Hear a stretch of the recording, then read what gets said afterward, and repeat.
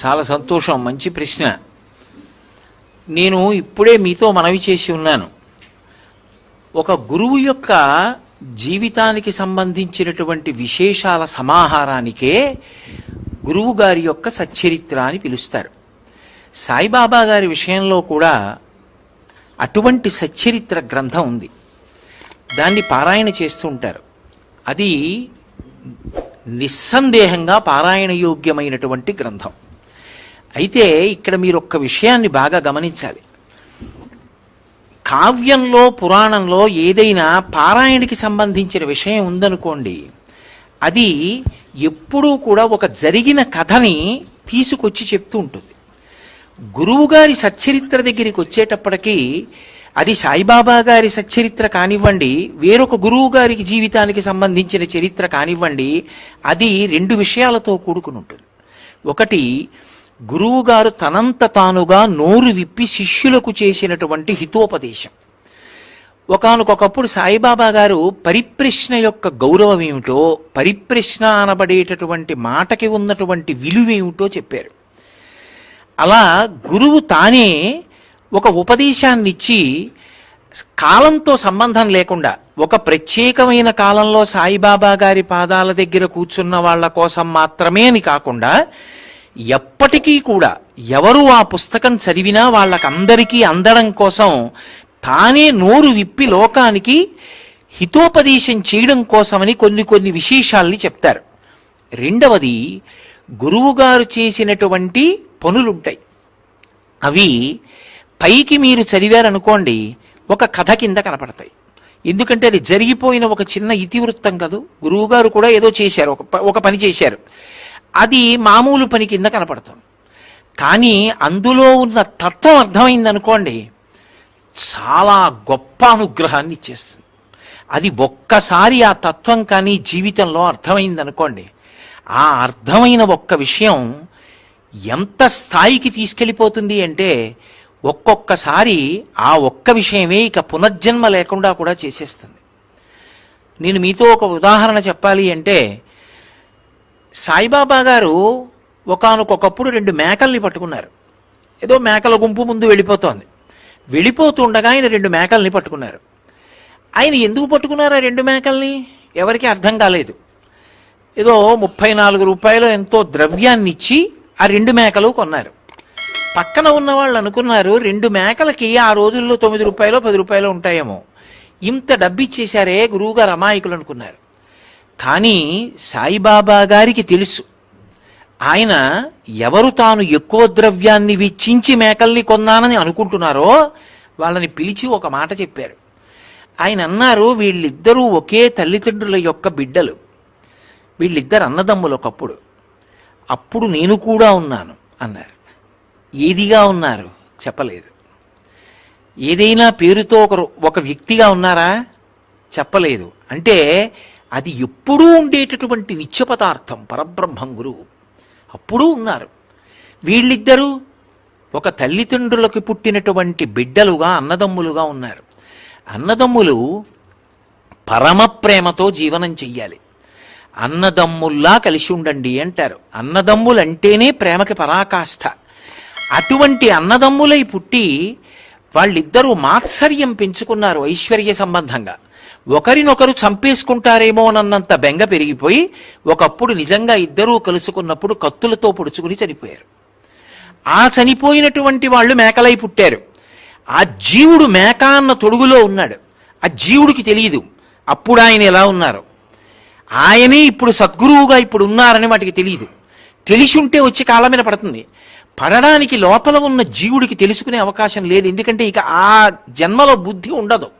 ఎందుకంటే అది తిరియక్కు, వెన్నుపాం అడ్డంగా ఉన్న ప్రాణి. కానీ సాయిబాబా గారికి తెలుసు. ఏది తెలుసు? లోపల ఉన్న ఇద్దరు జీవులు అన్నదమ్ములుగా ఉండి కొట్టుకుని ఒకరినొకరు పొడుచుకు చచ్చిపోయిన వాళ్లే 2 మేకలయ్యి వచ్చారు. వీళ్లను ఉద్ధరించాలనుకున్నారు. ఎందుకు? ఏ కారణానికి? అది చెప్పక్కర్లేదు. ఎందుకు చెప్పక్కర్లేదంటే, గురువు పరబ్రహ్మంతో సమానం. అనుగ్రహించాడనుకోండి గురువు, ఒక్క కారణానికే అనుగ్రహించవచ్చు. దేనికి అంటే, ఆర్తితో ఒక్క మాట చెప్పినందుకు అనుగ్రహిస్తాడు. నేను మీతో ఒక ఉదాహరణ చెప్పాలంటే, కాళిదాస మహాకవి రఘువంశ కావ్యాన్ని రచించాడు. అందులో తనకి సంతానం లేదు అని బెంగ పెట్టుకుని దిలీపుడు గబగబా వశిష్ఠుడి దగ్గరికి ఎడతాడు, గురువుగారి దగ్గరికి. వెనకాతల భార్య వస్తూ ఉంటుంది. వశిష్ఠుడి దగ్గరికి వెళ్ళి తండ్రి అని పిలుస్తాడు. ఎందుకంటే గురువు తండ్రితో సమానం, బిడ్డలతో సమానం శిష్యులు. తండ్రి అని పిలుస్తాడు. నా కోడలేది అని అడుగుతాడు వశిష్ఠుడు. ఎందుకంటే కొడుకులా చూస్తాడు కాబట్టి శిష్యుణ్ణి నా కోడలేది అని అడుగుతాడు. అడిగితే ఒక అద్భుతమైన మాట అంటాడు దిలీపుడు. ఆయన అంటాడు, మేం దారిలో వస్తుండగా చెట్లు కనపడ్డాయి, వాటికి పళ్ళు ఉన్నాయి, తీగలు కనపడ్డాయి, వాటికి పువ్వులు ఉన్నాయి. నీ కోడలికి నాకు పిల్లలు లేరు. పిల్లలు లేరని ఎందుకు బాధపడుతున్నానో తెలుసా తండ్రి? నేను నా ముందు వెళ్ళిపోయినటువంటి పితృదేవతలకి, నా ముందు వెళ్ళిపోయినటువంటి నా వంశంలో ఉన్న వాళ్ళకి తద్దినం పెడుతున్నాను. నాకు పెట్టేవాడు ఉండడా అని బెంగ పెట్టుకున్నాను. 2, ఈ వంశం ఇక్కడితో అంతరించిపోతే ఇక పరిపాలన చేసేవాడు లేడా అని బెంగ పెట్టుకున్నాను. ఒక తీగకి పువ్వు పుయ్యకపోతేనే ఆశ్రమంలో నీళ్లు పోసి పెంచితే ఇది పువ్వులు పుయ్యలేదే అని అడుగుతారే, ఒక చెట్టు ఫలించకపోతే ఇన్ని నీళ్లు పోసి పెంచాం కాయలేదే అని అడుగుతారే, నీ కోడల కడుపున బిడ్డలు పుట్టలేదు తండ్రి, బెంగ పెట్టుకోవా అన్నాడు. ఆ ఒక్క మాట అన్నందుకు దివ్య దృష్టితో చూశాడు ఎందుకు పుట్టలేదని. ఒకానొకప్పుడు కామధేనువుకి ప్రదక్షిణం చేయలా, నమస్కరించలా వెళ్ళిపోయావు. ఇప్పుడు ధేనువుకి సేవ చెయ్యి, దాని దోడుంది నా దగ్గర, నీకు సంతానం కలుగుతుందన్నాడు. వెళ్ళి నోటితో ఒక్క మాట అన్నాడంతే, అనుగ్రహించేశాడు వశిష్ఠుడు. గురువుగారు అంతకుముందు ఏదిగా ఉన్నారో గురువుగారికి తెలుసు, కానీ శిష్యుడికి తెలియదు. మేకలో ఉన్నాడు. కానీ ఇప్పుడు సాయిబాబా గారు కొనుక్కున్నారు ఆ 2 మేకల్ని. ఇప్పుడు ఆ 2 మేకలు ఎవరివి? సాయిబాబా గారివి. ఇప్పుడు వాళ్ళకి తెలియాలా? లోపల ఉన్న వాళ్ళకి తెలియక్కర్లేదు. వాటి యజమాని సాయిబాబా గారు. వాటి యజమాని సాయిబాబా గారు అయిపోయిన తర్వాత ఆయన మళ్ళీ డబ్బు పెట్టి వాటికి శనగలు అవి పెట్టారు. పెట్టి ఆ 2 మేకల్ని మళ్ళీ తీసుకెళ్ళి ఎవరి దగ్గరికి ఉన్నారో అతనికి ఇచ్చేశారు. తిరిగి డబ్బు పుచ్చుకోలేదు. డబ్బు పుచ్చుకోకపోయినా కొనుక్కుని మళ్ళీ ఇచ్చేశారు. అంటే ఆ మేకలు ఎవరివిగా చచ్చిపోతాయి? సాయిబాబా గారి మేకలుగా చచ్చిపోయాయి.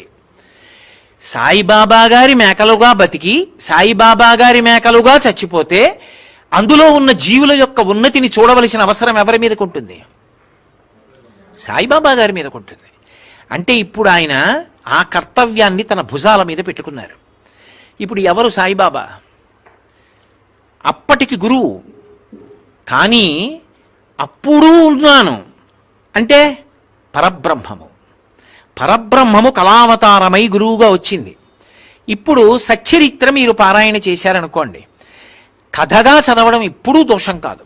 నేను అది అలా చదవడం తప్పని నేను నిర్ధారించను, అది మహాదోషం, నేను ఆ మాట అంటలేదు. కానీ మీరు కథగానే చదువుకుంటూ విడితే తత్వం అర్థం అవ్వాలి కదా. మరి గురువు గారి నుండి మీకు రావలసింది ఏమిటి? తత్వం తెలియాలి.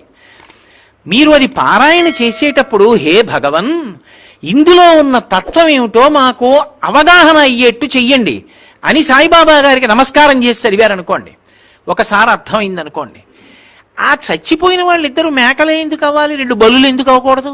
2 కుక్కలు ఎందుకు అవ్వకూడదు? అంటే సనాతన ధర్మమునకు ప్రాణం పునర్జన్మ సిద్ధాంతం. బాగా గుర్తుపెట్టుకోండి. పునర్జన్మ సిద్ధాంతాన్ని అంగీకరిస్తే సనాతన ధర్మంలో ఉన్నానని గుర్తు.